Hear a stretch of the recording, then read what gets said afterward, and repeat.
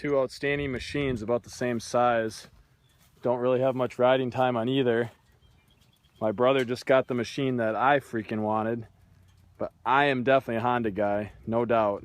But I could not pass up this deal on a Yamaha Grizzly 2008. It has stock rims with ITP mud lights. The Rubicon has stock rims and tires that come with the deluxe model. So this thing has everything, including power steering, right? Yeah, power steering on this one, Grizzly's regular steering. So this should be just a friendly shootout between a 700 class machine and a 500 class machine. Like so many people have said, the Rubicon is right there in terms of performance with that new DCT clutch system they have, or maybe it's a revamped version of their old one. Somebody can put the facts up in the comments later. Go ahead. Yeah, so far the one thing I'm not enjoying too much is the new way to reverse. Got to pull this back, pull it back completely, then reach around and hit this button. That's to get into reverse, versus the old way, it had the button on top. You just pull back the brake lever on the foot shifter and then push the foot shifter down. On the Grizzly, the one thing I'm not liking so much is when you're buried up to the floorboards and then some, your feet might be up on the seat instead of in the down position.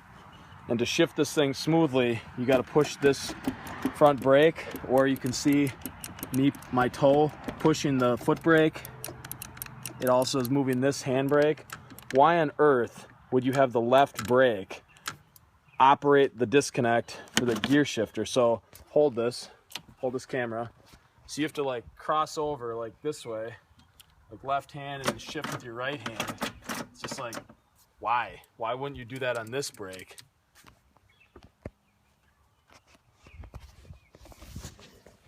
All right, well, he's putting his Suzuki in the back. We're gonna quick measure the ground clearance, the back ends here. With the 26s, even though they're almost identical in rack height, you can see the tires are definitely smaller, but measure the ground clearance off the back. The Honda is, we're gonna go with pretty much 12 because it tapers up in the back. All right. And straighten the tape out. You could say 12.5, and that could definitely be chalked up to the tires. Let's go to the front. And again, the Grizzly with the taller tires, almost identical in height. I can tell you though, the height of the handlebars, when you grab them to the height that you sit on the seat, it's definitely taller. That's not an optical illusion from the Honda being further. The height of the Grizzly's handlebars are definitely taller. I would say by 2, maybe even 3 inches. Otherwise, you can see the silhouette of the machine. It's almost perfectly the same as far as the seat. Look at that. Lining up with the rack and the back end. But let's get the front. And that's an older Nissan Xterra. Front, we're gonna go with 12 5/8. The front on this one dips down more, like you're essentially hitting here, but then it goes way down. So measure down there. That's the true number. That is, well, actually it's probably 9 3/4. So definitely a little advantage in height to the Grizzly, but so far from what we're seeing, these two machines are really equal, except the Grizzly probably has just a little bit more power. But the one thing we can say about that is Grizzly's gonna suck a full tank of gas.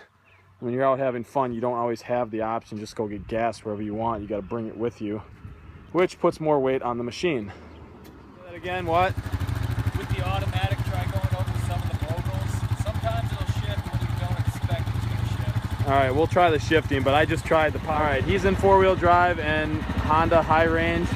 I'm in four-wheel drive and high range, and we're just going to do a short, it's like a 60-yard drag. So count it off. 3, 2, 1.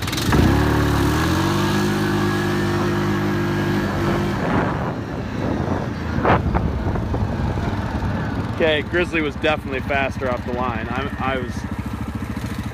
guess I'm really surprised it was that much faster.